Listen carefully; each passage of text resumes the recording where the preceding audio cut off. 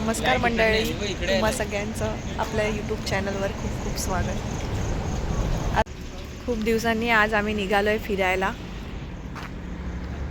घरी खूप बोर होत होतं आणि आता आम्ही चाललो आहे कोकणात मार्लेश्वर मंदिरात।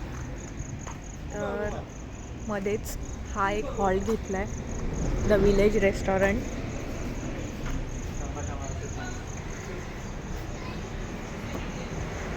या हॉटेलमध्ये आता आम्ही जेवणार आहे। इकडे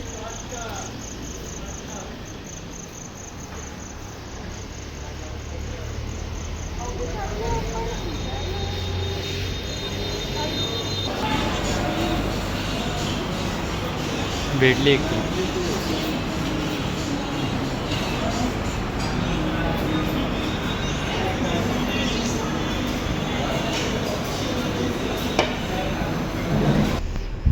तर जेवण वगैरे झालं, मस्तपैकी सेल्फी बूथवर फोटोशूट केलं, दिलेत। तर आता काय फोटोज काढायचे मस्तपैकी आणि मग निघालो परत गाडीच्या प्रवासात।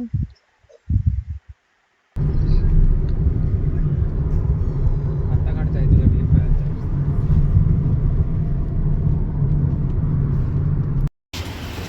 आता आमच्या राजू चॅनल कुठे मार्लेश्वरला पोचलोय आता।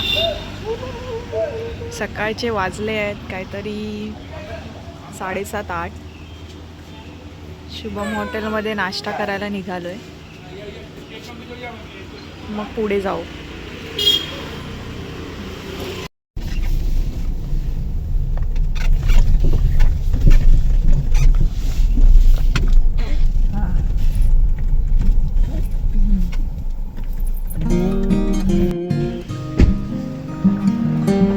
आता वाजलेत सकाळचे 10 आणि आम्ही निघालोय फायनली मार्लेश्वर देवस्थान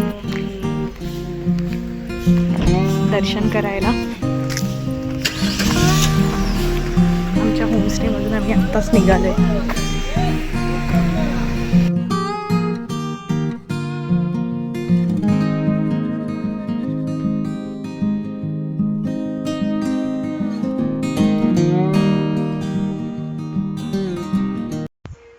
थोड्याच वेळात आम्ही पोहोचू एका मंदिरात, तेही खूप छान आहे। हे मंदिर मार्लेश्वरांचंच आहे, पण आद्य देवस्थान म्हणून आहे। आद्य देवस्थान श्री मार्लेश्वर देवालय, आंगवली। बघूया आपण आता हे मंदिर कसं आहे।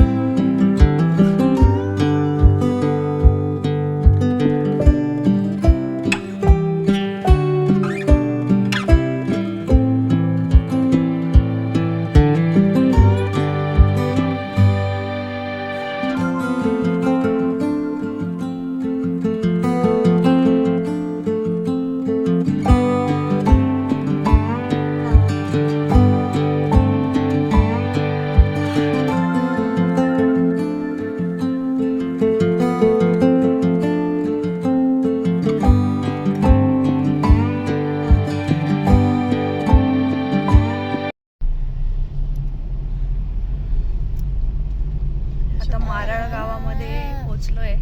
मार्लेश्वर 4 किलोमीटर।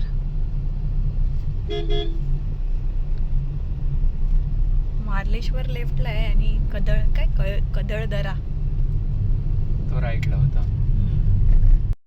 आणि आम्ही आता पोचलो होतो मार्लेश्वरला, मारळ गावात, मार्लेश्वरच्या पायथ्यापाशी। इकडच्या मंदिराचं मुख्य वैशिष्ट्य म्हणजे हे मंदिर एका नैसर्गिक गुहेत वसलेलं आहे। बघूया आता पुढे कसं काय आहे। असं म्हणतात की आपल्याला इथे 500 ते 550 पायऱ्या चढाव्या लागतात।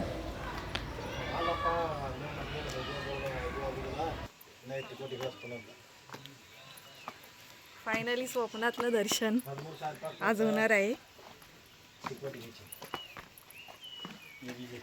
राजू काय करते आमची? राजू इथं झोपली आहे.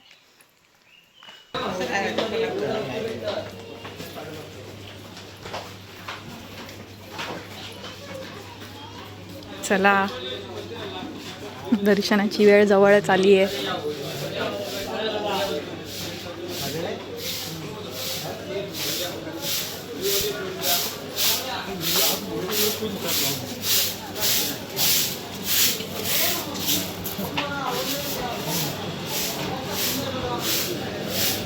आणि आम्ही आता पोहोचलोय श्री क्षेत्र मार्लेश्वर.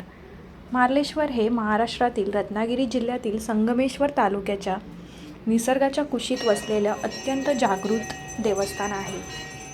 मार्लेश्वरचं मुख्य वैशिष्ट्य म्हणजे मंदिर. हे मंदिर सह्याद्रीच्या पर्वतरांगामधील एका नैसर्गिक गुहेत वसलेलं आहे.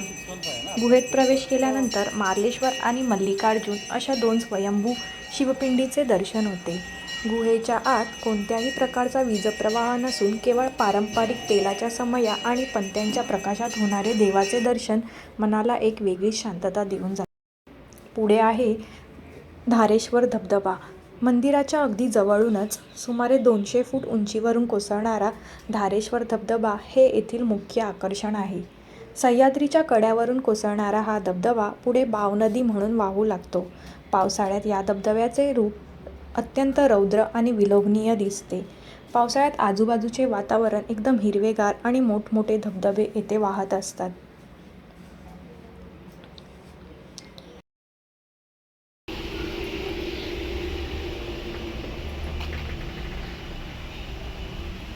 त्याचं रिसेप्शन.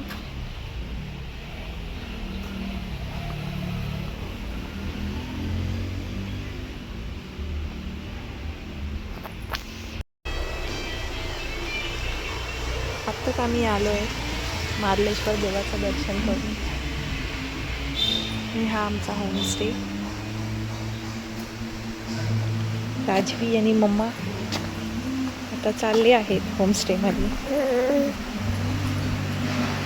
राजवी मारीदाय आपले बसनाय.